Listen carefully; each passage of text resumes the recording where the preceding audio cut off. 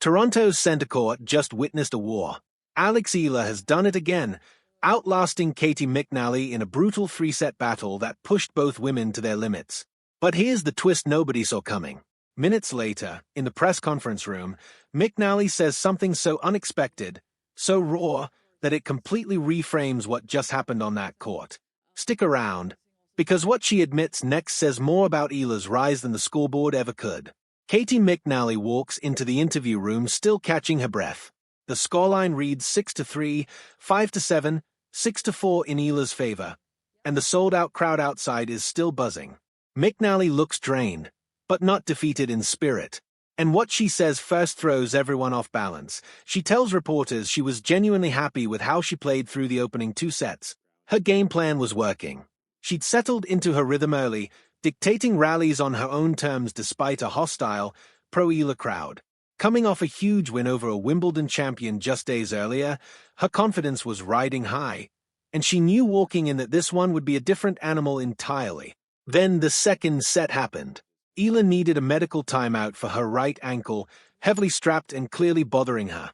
McNally pounced, reeling off 3 straight games to close it out 7-5. 1 set from the finish line. That's when everything flipped. McNally points to one specific moment, a contested umpire ruling in the 3rd set that didn't go her way. In her words, that single call seemed to hand Eala a jolt of belief she hadn't had a minute earlier. From there, the momentum simply refused to come back, and instead of dwelling only on the officiating, McNally does something rare. She credits her opponent directly, saying Eala stayed remarkably composed and elevated her game exactly when the pressure was at its heaviest. Rewind to the start, and the picture gets even more dramatic. Eala came out firing, ripping off 5 games in a row to grab the first set 6-3. Confident, aggressive, her lefty game giving McNally fits from the first point, with the crowd roaring behind every winner. Set 2 told a completely different story once that ankle rolled. The tape went on, but the movement wasn't the same, and McNally, ever the tactician, exploited it, running Eala corner to corner until the set slipped away, 7-5. Heading into the decider, McNally had every reason to believe the match was hers. But Eala wasn't finished. She had the tape stripped off, found her legs again, and surged to a 3-1 lead before McNally clawed level at 3-3. Right there, the disputed call landed, and the arena, already deafening, somehow got louder. Eala rode that wave, holding to move 5-3 up, then closing it out 6-4 in a finish that felt more like a heavyweight bout than a tennis match. McNally's reaction afterward was layered, frustration, disbelief, but also unmistakable respect. She didn't shy away from saying the call cost her momentum at the worst possible time. But she also refused to lean on it as an excuse.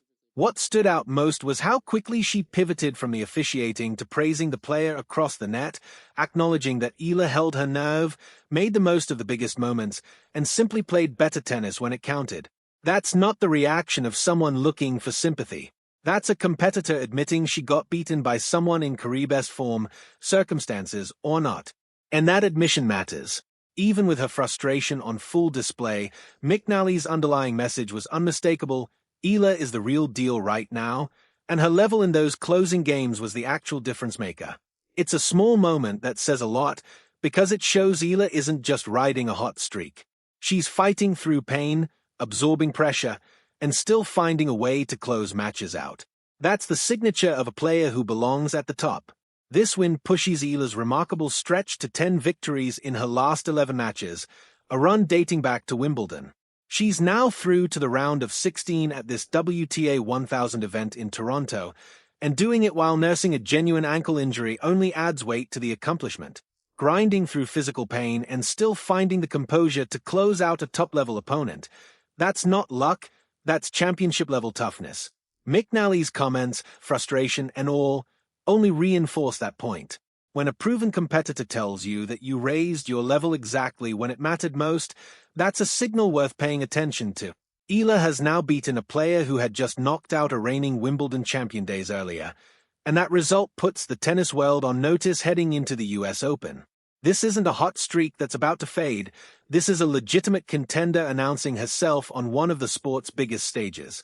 In her own words after the match, she described the last 2 weeks as an overwhelming rush of emotion, and admitted she's simply doing everything she can to push through it. Step back from the scoreline, and McNally's candid, slightly controversial comments actually point to something much bigger. Eala has become a genuine phenomenon, and her rise is reshaping what people believed was possible for Filipino tennis on the world stage. The atmosphere in Toronto reflected that in a big way.